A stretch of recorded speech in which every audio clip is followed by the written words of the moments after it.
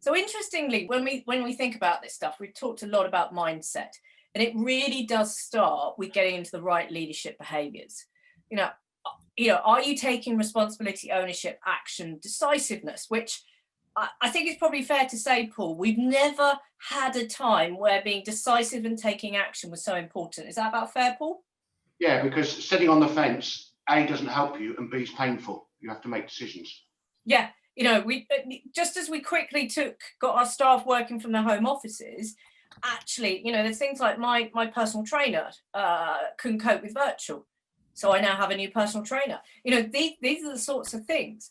But often we get distracted, we make excuses, we go into attack and denial. It's all the chancellor's fault, it's all the government's fault, whatever. And actually, doesn't matter whose fault it is. This is our present. We've got to deal with it.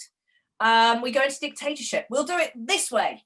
Or we let our ego go through, well, I can't possibly not be a £500,000 firm with 2 offices, that sort of stuff, when there's some clear commercial decisions that need to be made.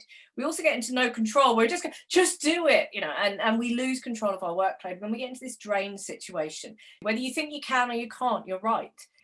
We have to think positively. We have to think that we can do this. If not, we might as well just shut up shop, sell the practice and disappear. And the other thing is, I think it's really important, isn't it, Paul?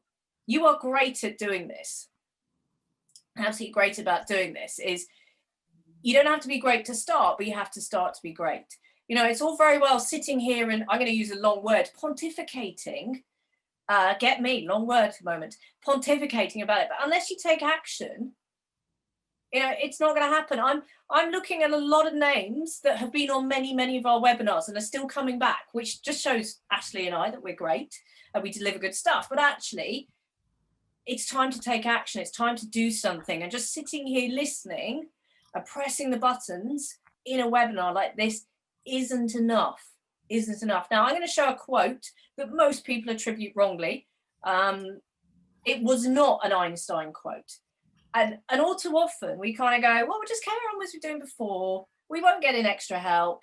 We don't get extra support. I'm sitting there, and what you don't know is my trousers are a bit loose. And since the beginning of lockdown, I put on 6 or 7 pounds, which I'm a shorty. And so 6 or 7 pounds for me, suddenly you really notice it. You wouldn't notice it on my husband. And I've been trying for 6 or 7 months to try and get rid of this extra weight. And I've been getting nowhere. And I've got some injury concerns. I was like, right, I have to deal with this. So started with a new personal trainer 2 weeks in, and my trousers, I need a belt now. And it's about, you've got to do something different. If you just do the same thing, you're not going to get different results. And actually some of the rules of the game that we're playing have really changed. COVID-19 has done that to us, which means that if you're going to do more than just survive, you actually have to adapt and change how you do things, or the support that you need to get there. People have talked a lot about mental health and making it through and looking after yourself.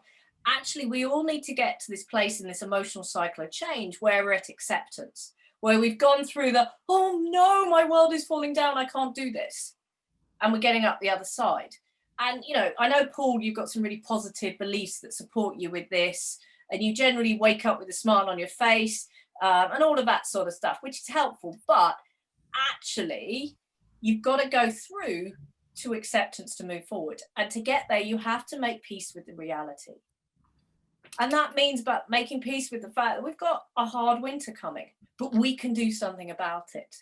But it's not about being pie in the sky and all furry, fluffy, pink and all of whatever about, this isn't about setting an intention and not doing it. This is about looking at what's going on, putting in place a plan. If it's in your head, it's not good enough. If you're really going to be focused, it has to have this plan looked at every single week. And, that's what we do in our business.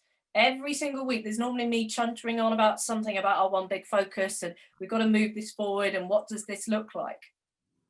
It's so easy to get into the day-to-day. And the reality is stress is future focused.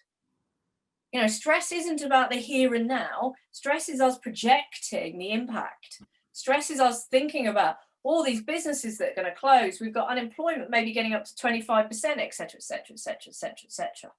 All of this sort of stuff. And, you know, our minds often make the future far more scary than it actually is. And I guess, Paul, it's really helpful. You've done 3 recessions. You know there's an upside coming.